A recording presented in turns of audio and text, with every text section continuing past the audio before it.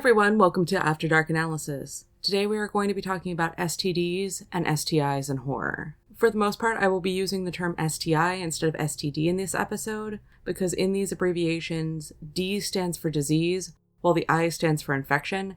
Medically, infections are only called diseases when they cause symptoms.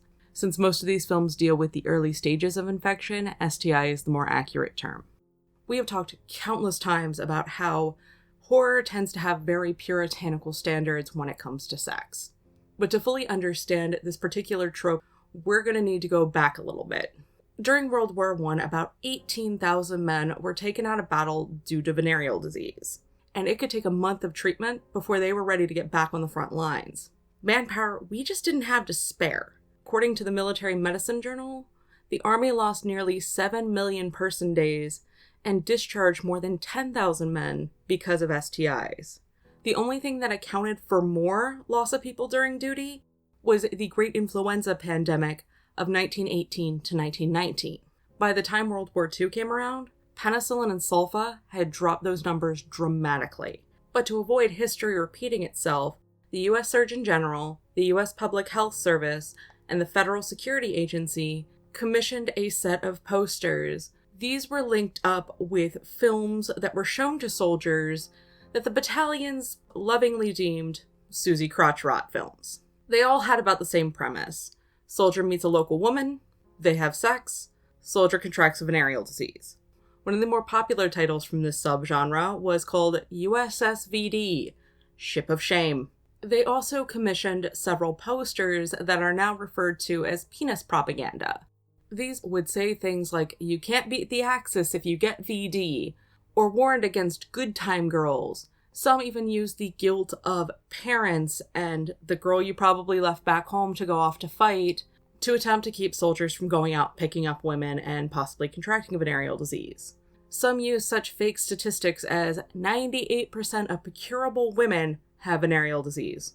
I can find no statistical backing to that whatsoever. Some of these posters were a little bit more specific and advised soldiers to use a rubber, wash with soap and water, and take prophylaxis.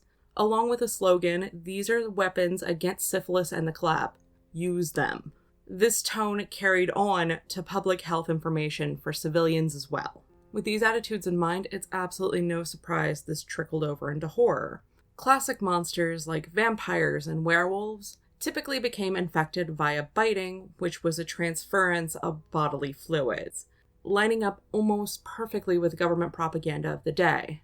But these ideas were less on the surface. They were often obscured by large morality tales due to censorship standards and public attitudes at the time. The first film we're going to talk about is pretty much the first horror film that openly addressed what it was about, which is Shivers from 1975. This movie revolves around a high-rise apartment complex that's on an island. It's described as very trendy and modern, and is clearly designed for people that are much more affluent. A young woman named Annabelle is murdered. Not only is she choked to death, her body is laid out on the kitchen table, her abdomen sliced open, and then acid poured into the cavity. Once her body is discovered, the doctors at the apartment complex begin to investigate what's going on.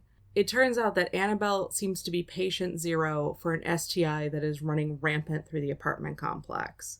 We confirm that Annabelle is 19, which is noteworthy because the men we confirm had sex with Annabelle through the STI were at least old enough to be her father. A few were old enough to be her grandfather.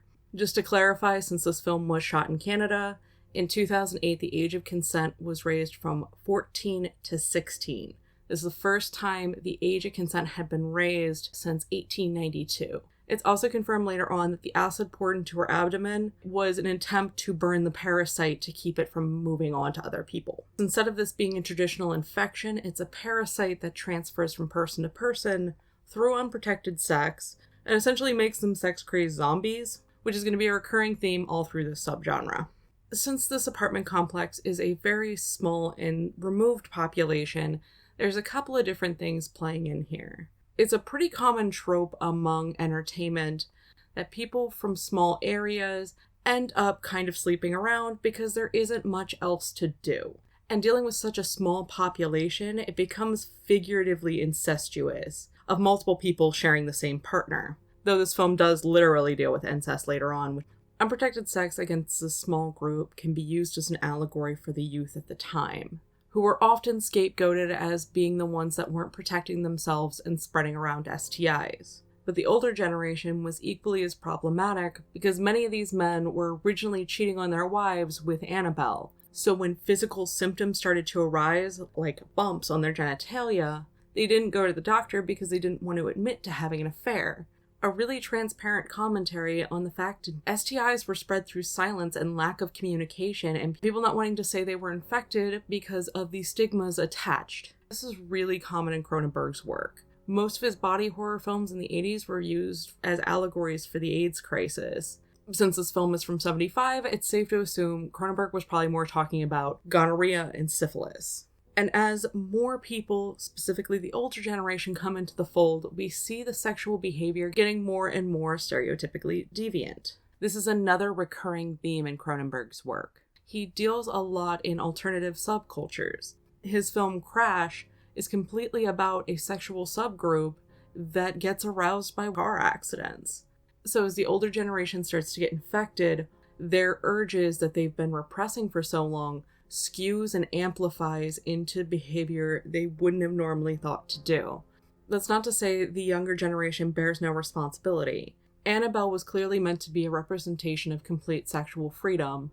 Her actions led to a lot of people being hurt not only physically but emotionally. When it came to light that she was having sex with multiple older men, some of them were hurt that she was not with them exclusively, even though they were cheating on their wives. The younger generation is treated much more as a statistical problem. Since they're having more partners, the chance of being exposed to somebody lying about their status is much higher, and plays into the old stereotype that if you have an STI, you clearly must be sleeping around. Plenty of people who don't sleep around get STIs. The film Kids provides a straightforward example of this, when the character of Jeannie, who has recently lost her virginity, gets diagnosed with AIDS, while her friend Ruby, who's portrayed as much more promiscuous, as her test results come back negative.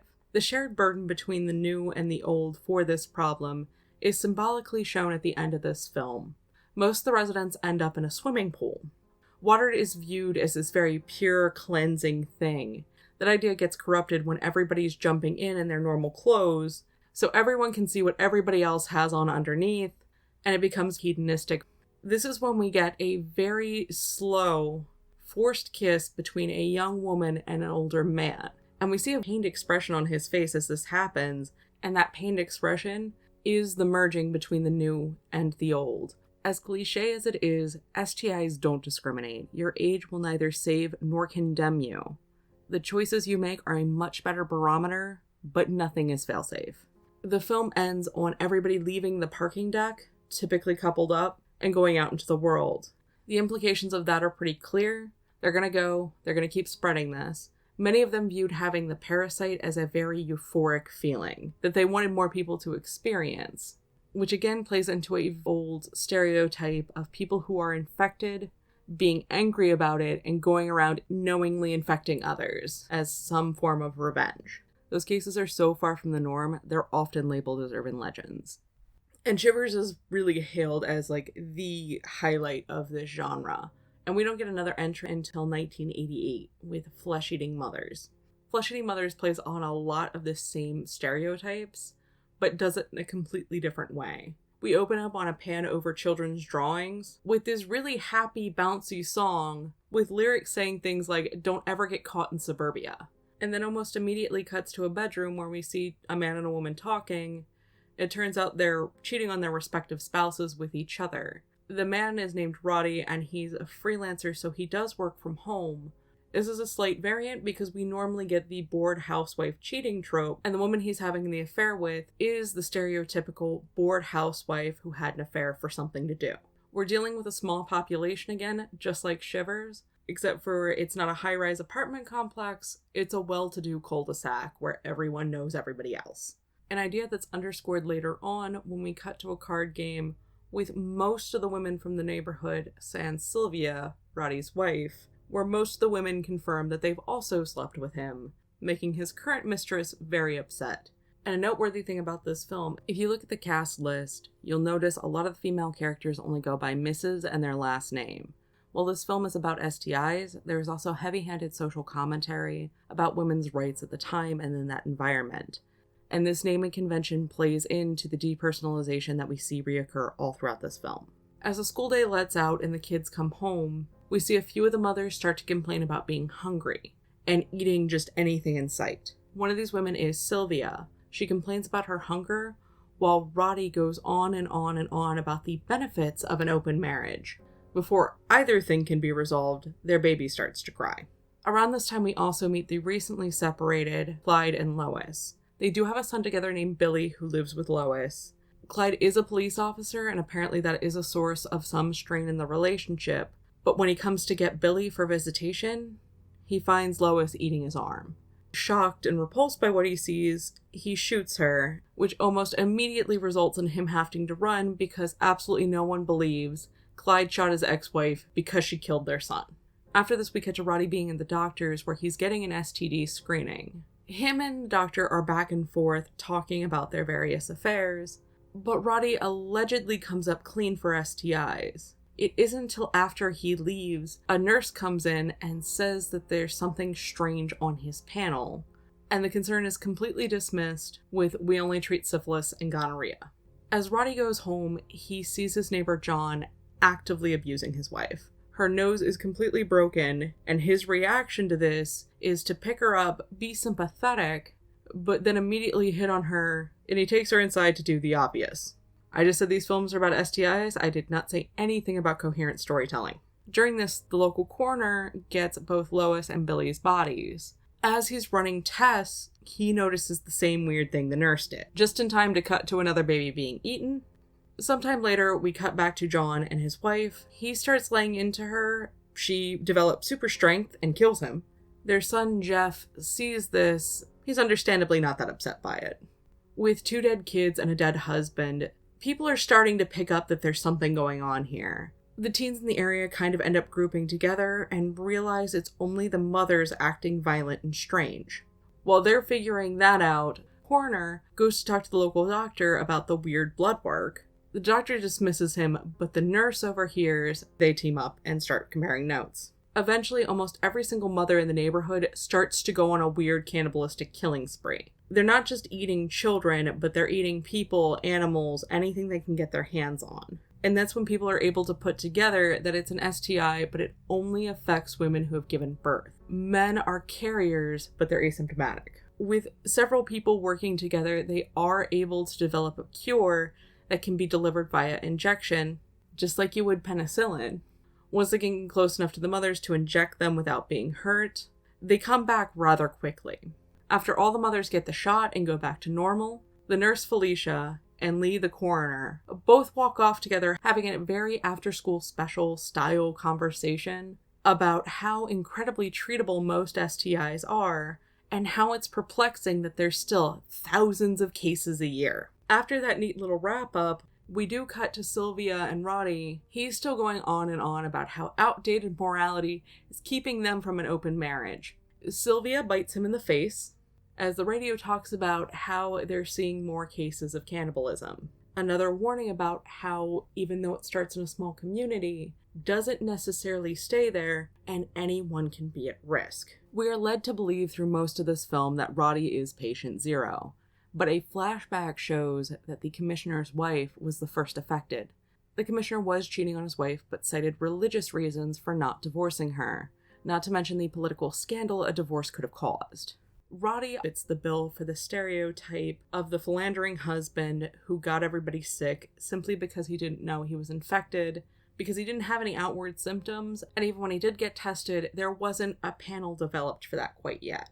And while the mothers in this film didn't go sex-crazed like they did in Shivers, we saw people getting into very atypical behavior that was dangerous and hurting other people. The infections in this film were a pretty clear result of the misnomer: if somebody looks clean, they couldn't possibly have an STI. If somebody is wealthy, they couldn't have an STI. Which is just simply not true. While this is a sped up timeline, if these women had no reason to assume they had an STI, They probably weren't getting tested, therefore not getting treated, therefore the infection was getting worse and worse. Keep in mind, untreated STIs can eventually damage the brain, causing erratic behavior, which we'll see in pretty much every movie in this subgenre. Both sex and hunger are behind brain base instincts. So it's pretty safe to say in both Shivers and Flesh-Eating Mothers, we're dealing with the idea of a rampant and untreated STI starting to affect the mental health of those that are infected. These are over-the-top examples of a worst-case scenario. The next film cycles back to a lot of the ideas we were talking about at the beginning of this episode. The 2000 film Ginger Snaps is mostly about adolescence, coming of age, and how much puberty sucks. Ginger becomes a werewolf by much more traditional means. A werewolf comes out of the woods and bites her because it smelled the blood from her menstruating. She ends up having unprotected sex with Jason in the back of a car. The next day when he goes to brag about having sex with Ginger, his friends point to a red stain on his pants near his crotch area. When he goes to the bathroom to take care of it, he starts peeing blood. Bridget flat out says the unprotected sex is what infected Jason. And Ginger, at another point in the film, says she had this craving, she thought it was for sex, but it was actually to tear everything apart. Playing into that whole sex and hunting for food are base instincts that are closely connected. Since the bulk of the film deals with everybody thinking Ginger's going through puberty when she's really turning into a werewolf, we don't get a great sense of who she is before she's infected, but given her attitudes towards her classmates and her having this dire need to be different, safe to say this was probably her first sexual encounter, and both being teenagers and with unknown degrees of sexual education, a condom wasn't used, resulted in this. This brings us to 2013 with the film Contracted. I'm going to do away with chronological order for just a brief moment and cover Contracted, as well as its sequel, Contracted Phase 2 from 2015 together, since the films are so interconnected. Unlike the other films we've talked about, Contracted opens with patient zero. It happens in a morgue, via sex, with a corpse. Yes, I do know these films got overlooked in the necrophilia episode. If more movies come up, I'll do a supplemental. After the morgue, we meet our protagonist, Sam. She's dealing with getting dumped by her girlfriend, Nikki, so she decides to party and drink with her friend Alice. At the party, she is approached by BJ, who offers her a drink. BJ is the guy we saw in the morgue. Even though Sam tells BJ she's a lesbian, she begins to black out, and BJ takes her outside. We cut to a car rocking, and even though she's clearly disoriented, we hear her say stop repeatedly. The next morning, Sam wakes up and believes she's just dealing with a nasty hangover. Come to find out, the cops are looking for BJ. Alice has no clue who he was or why he was even there. No one at the party has any idea who he is and just assumed somebody else brought him. A while later when she goes to work, she has trouble eating, she's sensitive to noise. This sounds like your typical, really bad, lasting a few days hangover. Until she goes to the bathroom, where she begins to bleed heavily. Alcohol is a blood thinner, but it should have passed through her system by now. Even if it hadn't, her bleeding excessively, specifically when she's not on her period, is not normal. Terrified by the visual of a toilet covered in blood, she goes to the doctor. He finds that she has a super low heart rate and an ear infection, which fits with a cold. What doesn't gel with a cold is the bleeding and the newly discovered rash on her groin. We get the impressions that Sam is fairly new to coming to terms with her sexual orientation, so when the doctor presses her, she swears up and down she's a lesbian and hasn't had sex with a man in over a year. After some pushing, she does admit to what happened with BJ. She minimizes it because she's clearly upset by it. While this scene is very preoccupied with heterosexual sex, Sam becoming infected does play into some misnomers about STIs. For a long time, and some still believe this, certain STIs were considered to be gay, meaning they were only passed within the homosexual community. This was normally done to justify the bias of saying it was immoral, to the point where some made the argument that God created STIs to wipe out the homosexual population. So Sam being a lesbian does play into that stereotype, but since she was infected through heterosexual sex, it's dismissing that thought pattern for how ridiculous it is. Sam's condition deteriorates as the film progresses. Her eyes turn bloodshot, one eventually turns milky white, she has open sores all over her, her hair keeps falling out in clumps, as well as her fingernails keep falling off, which is exactly what you want when you're working in a restaurant. She's decaying to a point where she really can't hide it anymore. Up to this point, Sam's mother, who she's been living with, has written off all of her symptoms as her falling back into heavy drug use, which she apparently has a history of. Her mother also does not agree with, nor support her being a lesbian.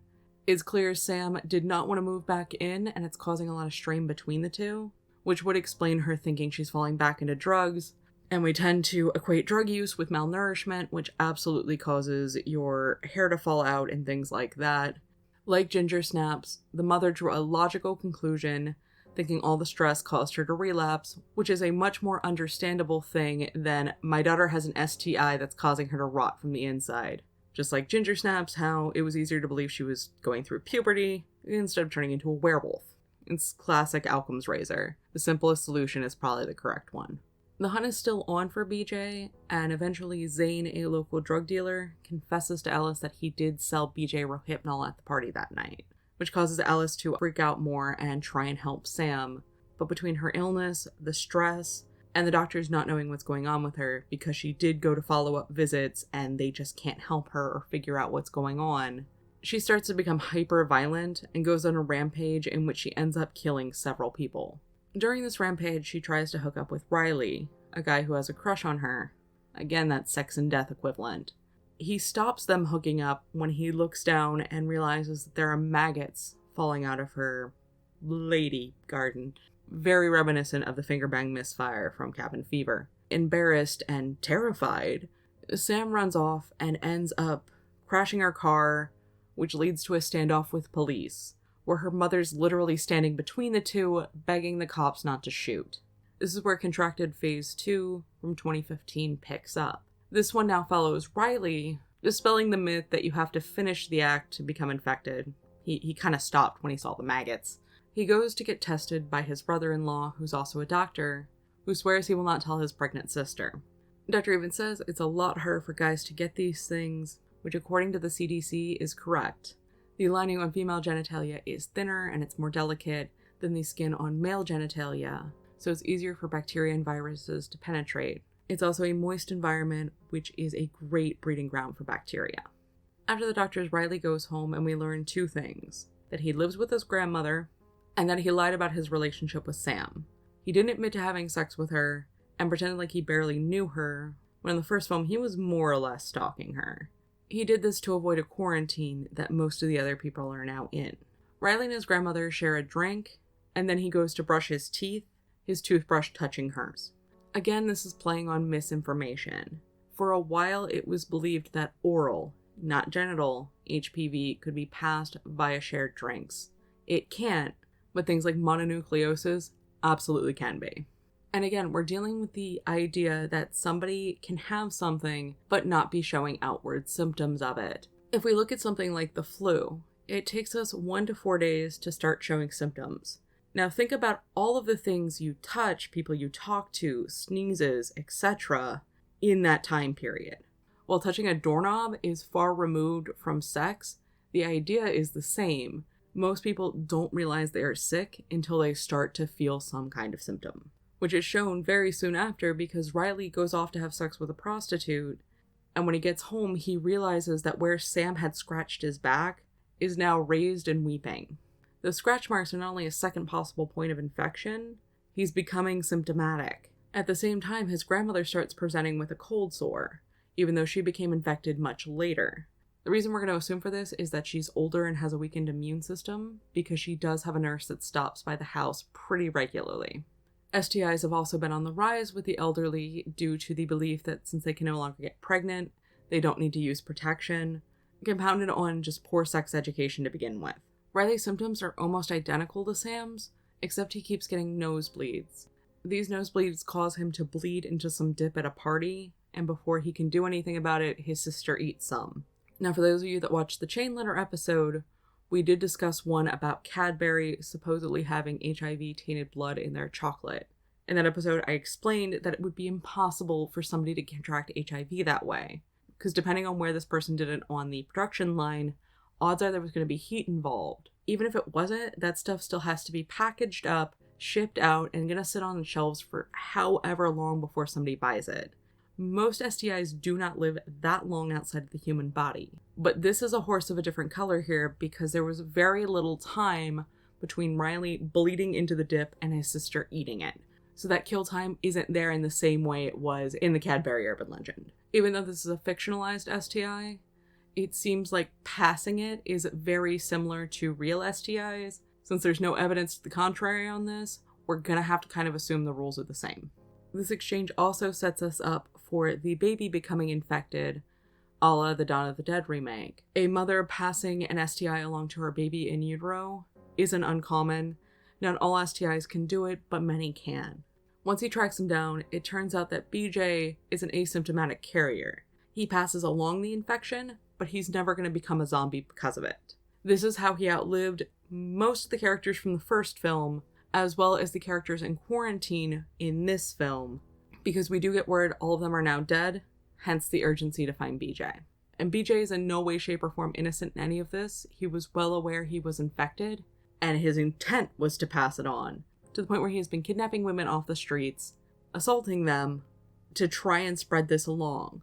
When asked why he would want to do such a thing, his goal is to create a zombie apocalypse to bring about the biblical end of days. Not really sure how he arrived at the conclusion sex with a corpse would achieve this goal, but okay.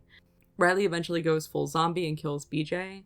He may have been immune to the virus, but he sure as hell was not immune to massive blood loss.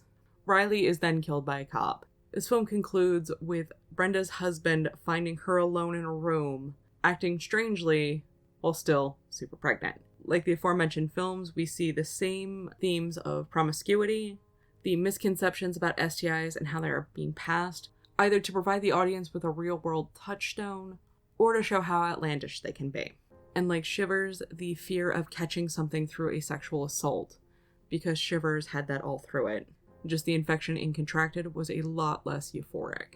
Jumping back into chronological order, this brings us to the 2014 film It Follows. Before we even start, there is a lot of debate over this film's meaning. The two biggest theories are having an STI and living as a sexual assault survivor. Director David Robert Mitchell has stated, "I'm not personally that interested in where it comes from. To me, it's dream logic, in the sense that they're in a nightmare, and when you're in a nightmare, there's no solving the nightmare, even if you try and solve it." He then goes on to say about the main character, Jay, while Jay opens herself up to danger through sex, sex is one way in which she can free herself from that danger. We're all here for a limited amount of time, and we can't escape our mortality. But love and sex are two ways we can at least temporarily push away death. Since the director doesn't seem to want to confirm one way or the other, looking at it through both lenses, it is possible to see validity in both arguments. Obviously, we're going to look at this from the STI perspective, but in doing so, the sexual assault parallels should also become clear. With that being said, the meat of this film starts off with Hugh and Jay going on a date to the movies. As they stand in line, they play a game where they pick people out of the crowd and trade places with them. While the violation of trust has not happened yet, noticing individuals, sensing their motives, especially in crowds, will be a crux of this film. Hugh eventually points out someone he wants to trade places with, but Jay cannot see her. He freaks out and they leave, to go have sex in his car. Before all of this happened, Jay did tell her sister that they hadn't had sex yet, and she did seem a little nervous about the idea, but from the parts that are shown, it seemed absolutely consensual. After they're done, the car doors open and Jay is laying on her stomach in the back seat. She's absent-mindedly playing with a flower on the ground, while talking about life and getting older. She reveals she had a childhood fantasy of simply holding hands with a cute guy. The symbolism in this scene is pretty clear. Jay is playing with a flower that has already bloomed. While she talks about childhood innocence and growing up and the inevitable loss of innocence that comes with that, at no point does she seem like she regrets it. If anything, she seems excited about her new step into adulthood and seems just more nostalgic and reminiscent. While she does this, Hugh preps a rag with chloroform that he holds over her mouth and nose. From the assault perspective, this is where the violation comes in. The sex was consensual, the drugging was not. Abusive relationships rarely start out as abusive, and it's clear her and Hugh have been going out for at least a little while now. Jay comes to tied to a wheelchair in the industrial plant they were parked near. Hugh explains that she will now be pursued by monsters until she passes it on. This is a possible nod to the abuse cycle continuing with Jay, only clarifying this since it's where the assault allegory gets a little murky. From the STI point of view, it's talking about the spread. Passing it along won't cure her, but as we discussed earlier in this episode, it will hurt people like she's been hurt. While Hugh explains it, he says things like, "It can look like someone you know, or a stranger in a crowd. Sometimes I think it looks like people you love just to hurt you." He's basically echoing what we were hearing in the World War II propaganda. Just because somebody looks clean doesn't mean they are. Just because somebody looks nice, just because somebody looks friendly, doesn't mean they don't have the capability to hurt you, knowingly or not. All of this while there's a nude woman walking slowly towards them. Her presence is causing Hugh to freak out, which is causing Jay to freak out. She's been relatively docile during this, partially due to the chloroform, but probably partially due to how shocking what she's being told is, and in no way, shape, or form could she imagine being told this, much like people react to the unbelievability of finding out they have an STI. As the woman comes into the same room as them, he explains, "Never go into a place that doesn't have more than one exit. It may be slow, but it's not dumb. If I pull this apart too much more, I'm risking getting terminated again." Cut back to Jay's house. Her sister and a few of their friends are out front playing with tarot cards. One of the cards leads them to talk about houses falling and facing inevitable destruction. They then go onto the topic of Jay and her date, saying things like, "She's so pretty it's annoying. At least she's nice though." Again, arcing back to that World War II propaganda. She's nice, she's pretty, but as it stands right now, she's no longer clean. This is where Jay is literally dumped onto the front yard in her underwear. As Hugh speeds off, he says, "Don't let it touch you." Him saying "don't let it touch you" is clearly a warning to Jay about the monsters, but it can easily be taken as a warning towards her sister and friends not to touch Jay. Hugh literally and figuratively is dumping Jay because he has now given her it. While people can and do live fulfilling lives after bad things happen to them, in this moment, Jay's world has come crashing down around her. While it's rarely the case anymore, STIs used to be viewed as a death sentence for the person involved, or at the very least, for their sex life. And those are the type of feelings and sense of betrayal she's dealing with at this very moment.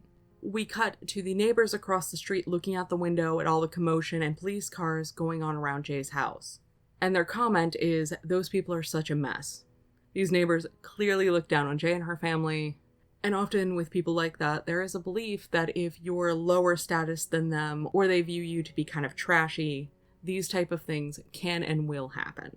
When we cut back over to Jay talking to the police, we hear, "So it was consensual." She answers yes. This type of questioning happens in situations like these.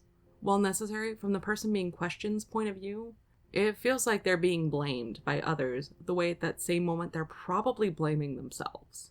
Because later in the same scene, we find out that she has never been to Hugh's house because he's embarrassed about where he lives. Is that an odd thing? Yeah. Is it unreasonable to believe? No. There's plenty of people that are in situations where they don't want other people seeing the way they live. Did it give her any reason to think that this type of thing would happen? Absolutely not. It's unreasonable to think somebody being embarrassed about where they live could equate to being drugged and having this thing put onto you. We cut to Jay laying in a hospital bed with a 1,000-yard stare on her face that plenty of people do when they need to disconnect and process a terrible thing that's just happened to them. Once back home, it's revealed that Hugh was actually using a fake name and the cops have little to no way of tracking him. This conversation happens while Jay is upstairs in white underwear. She just keeps staring into the mirror, trying to grapple with the fact that she feels different now, but her body looks exactly the same. What breaks her gaze is when a big cherry red ball hits the bathroom window. After this, Jay keeps trying to cling to normalcy, like going to playgrounds and sitting on the swings, or going to the beach, fun things she used to do. While she might not necessarily want her childhood innocence back, she definitely wants her life back. A scene that typifies this is her being at the beach with her sister and their friends, and all of a sudden, an unseen force attacks. Flare-ups from an STI can be completely unexpected and happen at really inconvenient times, like when you're on vacation, at a beach. This attack causes Jay to run, get in the car without her sister or friends. Between her fear and the rate of speed, she does get into a car accident. Her fear absolutely looks like paranoia due to some kind of trauma. Due to her driving in that state, that car crash is at least somewhat self-inflicted. Like many consider STIs to be self-inflicted, no matter how they happened. Jay wakes up in the hospital with a cut on her head and a broken arm. Visible symptoms of what has happened to her. Her and her friend Greg end up having unprotected sex in the hospital. This happens after Greg keeps saying he's willing to take it on for her. If she gives it to him, Greg will be able to see the monsters too, and finally see what she sees, feel what she feels, and relate to her on that level. A similar thing happens with their other friend Paul later on in the film. It's also worth noting a lot of these monsters following them around are kind of pale and thin, which is definitely in line with the way we tend to view the sick. And the blue lighting all throughout the film accentuates this, gives them blue-tinted skin, blue-tinted lips, like you'd see on a corpse, harking back to the idea that STIs are a death sentence. This is compounded by the fact that Jay's friends can't see the monsters. Jay now sees all of the threats and monsters that have always been around.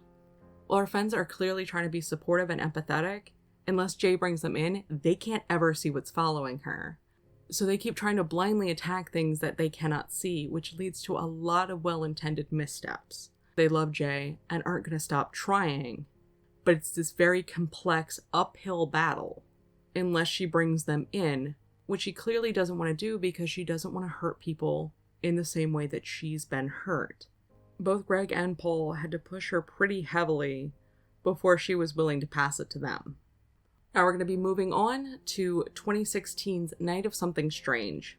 In the same year, the same team made another film that's listed as a sequel called She Kills. I watched it for this, but it seems to be much more about pheromones than it is STIs themselves. Like Contracted, this movie starts out with Cornelius, our patient zero, doing it with a corpse and getting an STI that turns him into a zombie. After this, we mostly focus in on a group of 5 teenagers going to the beach for their spring break vacation. There's another couple named Pam and Dirk that are a little ahead of this group, since Pam ditched out of school early and no one else did. Both groups end up stopping at a rest stop, where Cornelius finds them, and then stalks both groups to a fairly isolated hotel. Eventually, the girls start to get stomach pains and throw up. They write it all off as bad period cramps.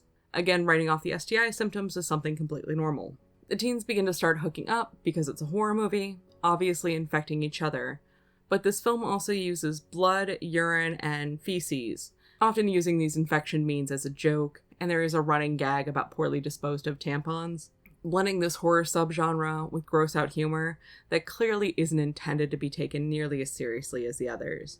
Making everything pretty on the surface here, so an analysis seems like a bit of an overreach. While this plays out more like a gross-out zombie horror movie, it did fit the criteria of STI representation, therefore is being included. Thank you for listening. I'd like to take a moment to thank my patrons, G's96, Gorney, Carla Hoffman, and Scotty Robot. If you'd like to contribute to this channel financially, there's only one tier. It's $1. It gets you a thank you in every video, Discord access, and every cent is invested directly into this channel to improve the quality of content. There will also be a link to Ko-fi and merchandise listed down below. Even if you don't contribute financially, your time and viewership is always appreciated. Thank you.